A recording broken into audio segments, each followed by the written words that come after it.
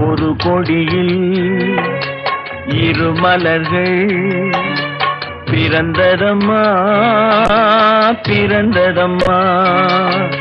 அண்ணன் தங்கை உறவு முறை மலர்ந்ததம்மா மலர்ந்ததம்மா.